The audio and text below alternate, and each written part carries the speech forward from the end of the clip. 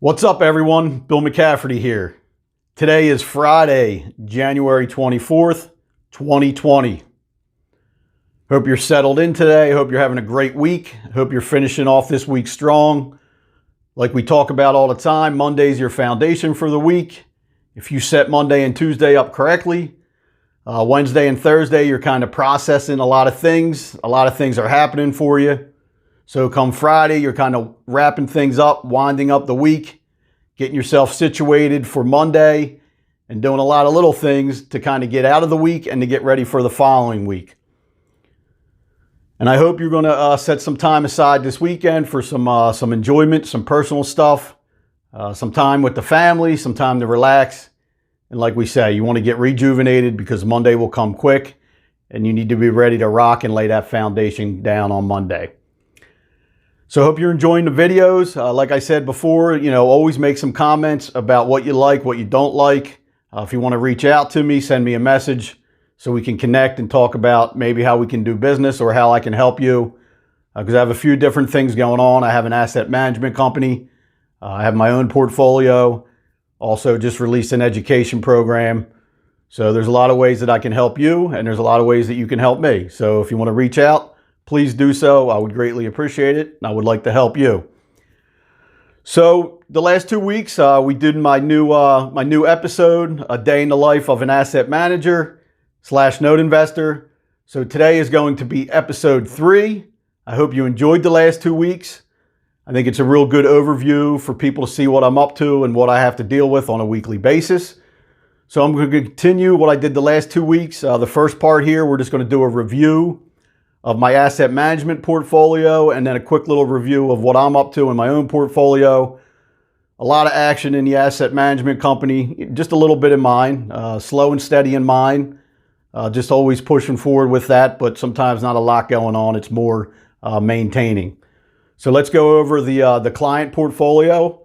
Right now there's 117 active non-performing second mortgage loans in that portfolio for different clients. I brought in 3 new loans from a client this week, boarded them, got them situated. We're moving forward with those 3 loans.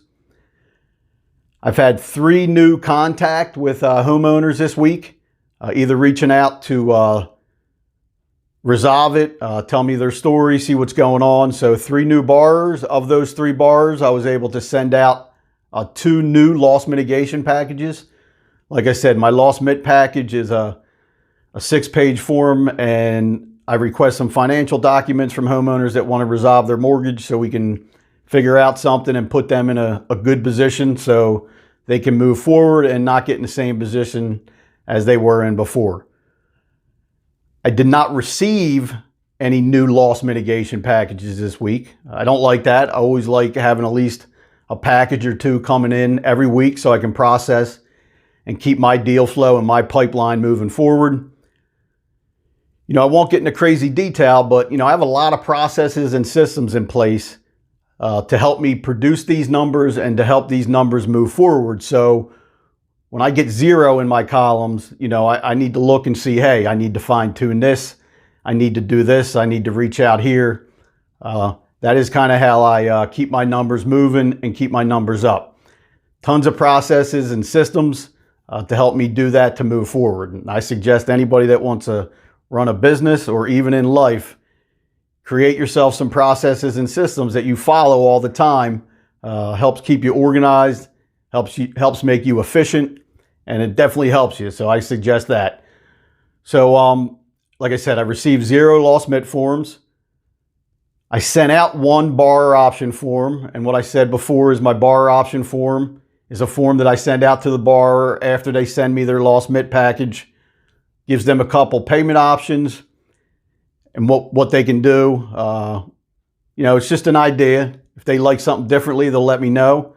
Makes it easy if they can pick an option. So I try to make those options affordable. And, if they have some ideas beforehand or a number that they think might work, I try to put that in the option form.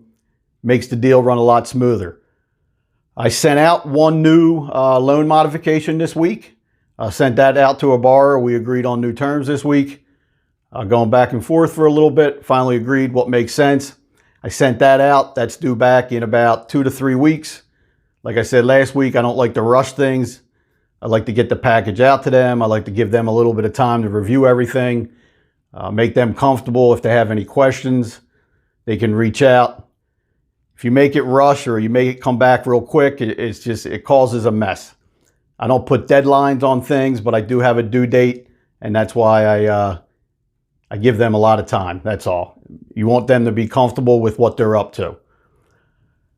We also received back 2 new deals this week. One was a completed loan modification with a borrower.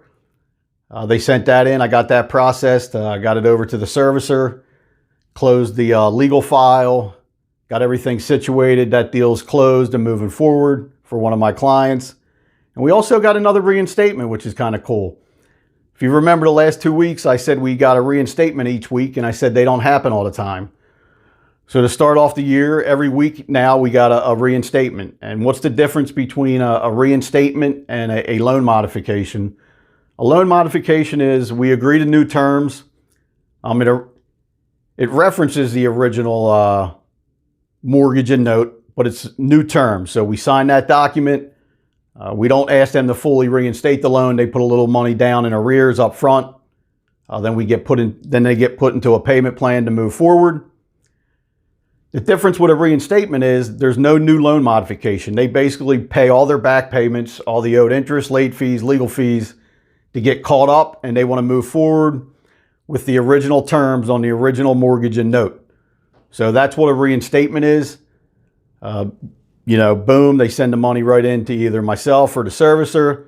The loan's reinstated. They're moving forward with the original terms on the mortgage and note.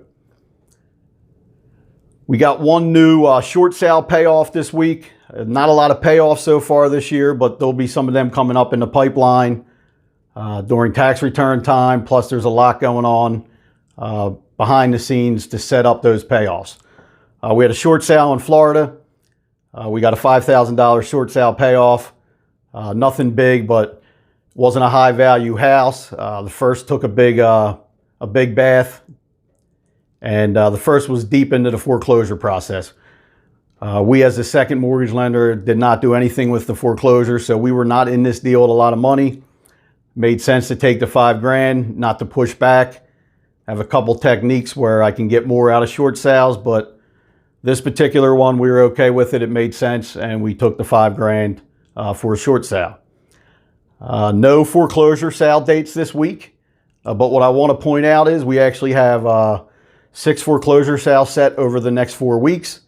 When I have foreclosure sales set, that means decisions for people to make, and that will mean there'll be a lot of activity over the next 4 weeks with these 6 sales set. So as we move forward, I will let you know exactly what happened with these sales and what we're doing about them and what the homeowner decided to do. So that's the asset management company portfolio. That's what's going on. A quick little review of mine. I have 2 non-performing seconds going. So just moving forward with those right now with the foreclosure process, trying to resolve it with the borrower. We bought a new loan in the portfolio, a reperforming loan last month. Monday is the transfer date from the old servicer to my servicer. So today, just kind of making sure everybody's ready to go and have that thing transferred on Monday. Make sure everybody is in line to do exactly what they do, right?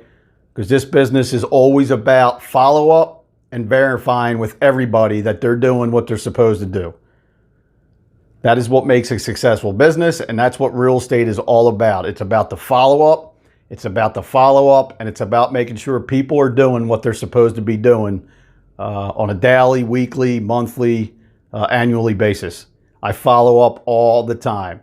I don't get discouraged. I don't get disappointed when I don't hear from people. I just constantly follow up because people always have a lot going on, both in business and in life. And it's okay. It's about the follow up, and you want to always follow up. So that's what's going on in both portfolios. Like I asked last week about the case study. I gave you 2, but this week I'm just going to give you 1 case study. This is an awesome case study. It's actually one of my favorite deals that I've gotten done working seconds. I think I'm at 370 deals done in this second mortgage space between loan modifications, reinstatements, and payoffs. So this particular deal happened in Grand Rapids, Michigan. In 2015, we bought a $22K loan balance non-performing second with a last payment of 2011. So we bought this loan. Fair market value of the property was around probably like 130, 140K at the time that we bought this. It was an unknown first, but the reading that we were getting was that the balance was $108,000 on the first mortgage. So $108,000 on the first. It was unknown where it was at, if it was delinquent or not. We can talk about unknown later, but you know, when you buy non-performing seconds, you're either buying them behind a current first and you 100% know that that first is current, or you're buying it behind a delinquent first and you know that first is delinquent, and you know if that first is either in the foreclosure process or it's not. Or there's also called what's unknown.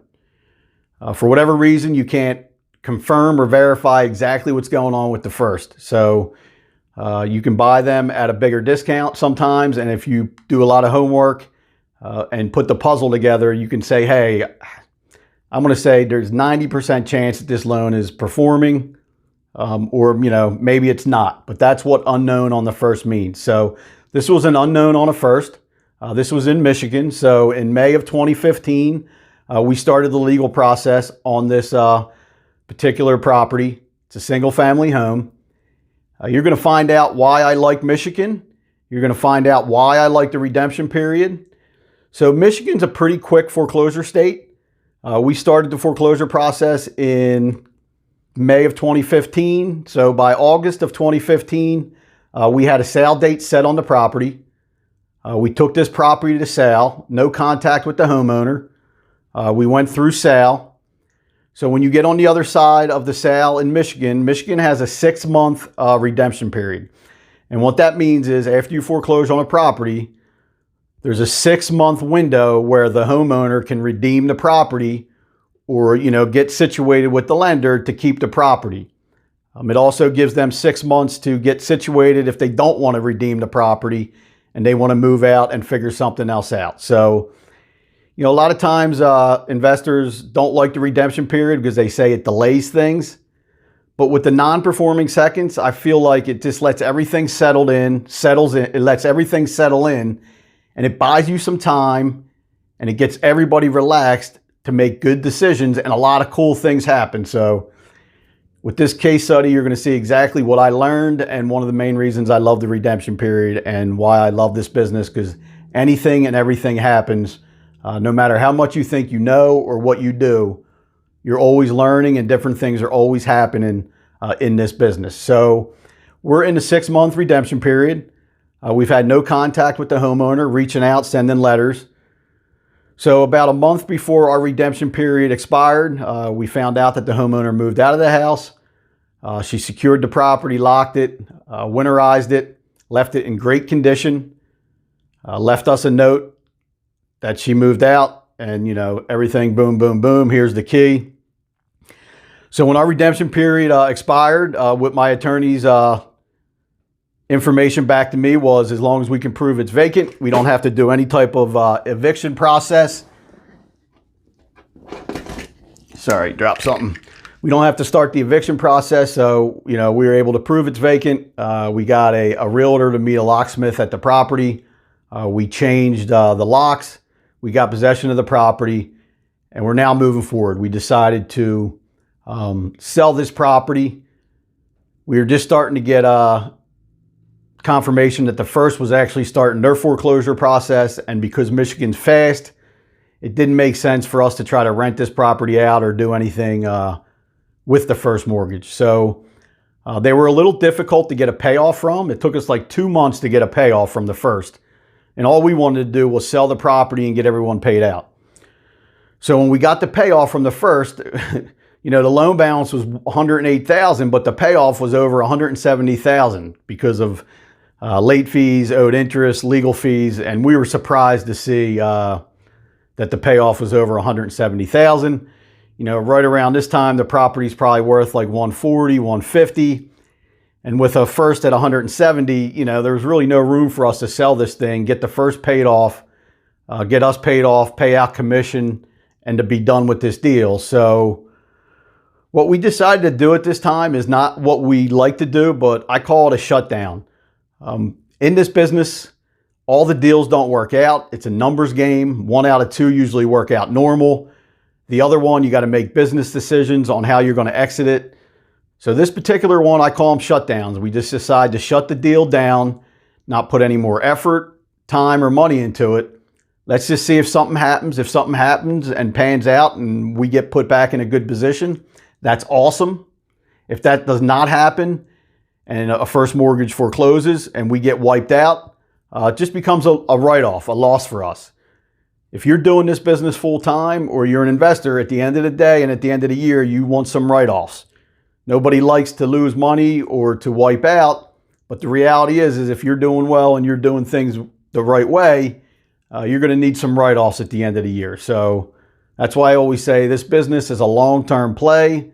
It's not a get-quick-rich business. You can do very well in it, but it's a long-term play. So my client and I said, hey, it makes sense for you to shut this down. Let's just sit on it, keep it locked up, and let's just see what the first does. So the first ended up foreclosing on this property in January of 2017. They took this property to sale. They foreclosed on us since we were actually the owner at the time. And what actually happened, and it's really going to be a cool story for you guys to listen to. Usually when a first mortgage lender takes a property to sale, they bid what they're fully owed. And that's what they want. And if they don't get it, they'll take the property back and then liquidate that as an REO and sell it. And they'll take their loss when they sell it. Because when they sell it, they're going to have to sell it at a price that somebody can buy it at. So, when the first went to sale here, they were owed over $170K. So they took this thing to sale at $108,000. It was purchased by a third-party investor who outbid the first by just a little bit. So this investor got the property for a little over $108,000. So what actually happened and what that means is the first mortgage reset the sale price. They reset the sale price for $108,000.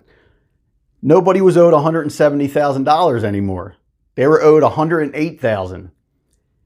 If it be the first mortgage or if it be that investor that bought it at sale. But boom, we're now in our redemption period. So we're in a 6-month redemption period. Now, there are some things that a first mortgage lender can do to speed up the redemption process by filing some paperwork. And they can do that. But right now, right away, we're on the other side. We have 6 months. And the first is now owed, the third-party investor is now owed $108,000.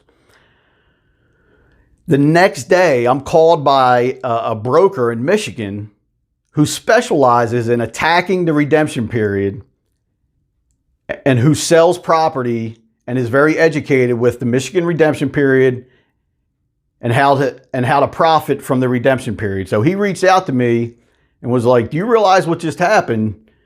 The sale price now on this thing is $108,000.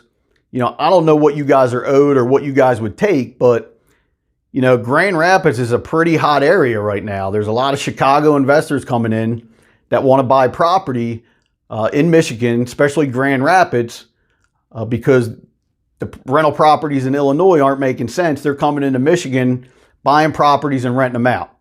I could probably get you, 140 to 160K for this property. Do you want to do it? I'm like, absolutely. Let's get this thing done. So he told me he'd be in touch. I watched how professional he was and I watched his skills and his processes.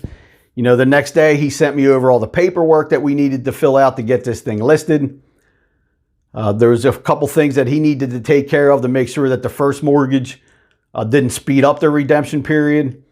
I watched his skills by getting a payoff from the first mortgage company. Well, it was more of a payoff from the third-party investor. He did all his legwork behind the scenes.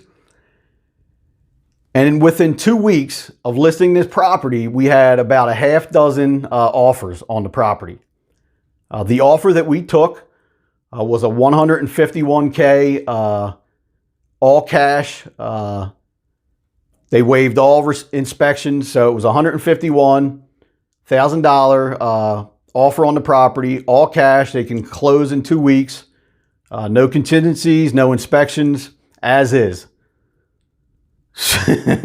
Oh, really? So this is what's going to actually happen. So what an amazing, cool deal. So, let's just backtrack and put it in perspective what happened.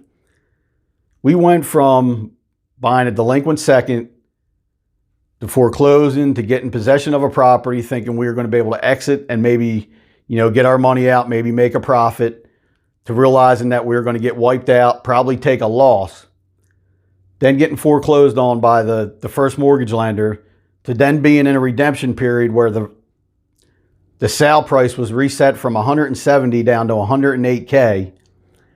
Made a great contact with this broker in Michigan who's now a member of my team, and I've done some other things with him, and he's actually on my list to reach out to today because there's another deal in Michigan that something similar just happened. So I'm going to see what he can do here.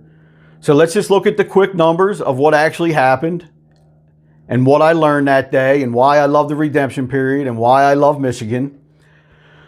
So the sale price was 151K. Third-party investor, I got their 108K back, 108,000. They did not get the property, but that's what the rules are with the redemption period and investors bidding at sale, right? Because the first mortgage got their money when they took it to sale from the third-party investor. So the third-party investor gets his 108K out. The realtor commission to my broker, he got both sides, $9,000, 9K. Closing costs were around $6,000. We also gave the original homeowner of the house $1,000. Taking the advice from the broker, he goes, I'll find her, I'll reach out to her, I'll tell her what I need done. But to make this whole thing run smooth, he wanted to make sure that the original homeowner was okay with what was going on, just so there was no any lawsuits or anything coming back to bite us. He made her sign a one-page paper waiving everybody, waiving all rights. And she was happy to do that because she was gone. And she then now received $1,000 for doing that. And we received $27,000, a full payoff on our second. Not a full payoff, but well over the loan balance and close to a full payoff. So that is my story. What a nice profit we got. Once again, I'm not going to talk numbers of what we're in this deal at. I'm not going to do that out on social media, but we did buy this at a big discount. The 27K payoff that we got is a very nice profit on this deal. And like I said, it's always about the portfolio, and it's about bringing money and profits and deals back into the portfolio to make the portfolio grow and to make the portfolio better. So that is my Michigan Grand Rapids case study. I hope you like it. I hope it opened your eyes up to a lot of cool things that can happen during the redemption period. It's an amazing, cool thing. So have an awesome weekend. Finish out the day strong. I'll see you next week with some other videos. I'll be back on next Friday with episode 4 of A Day in the Life of an Asset Manager / Note Investor. Have an awesome one.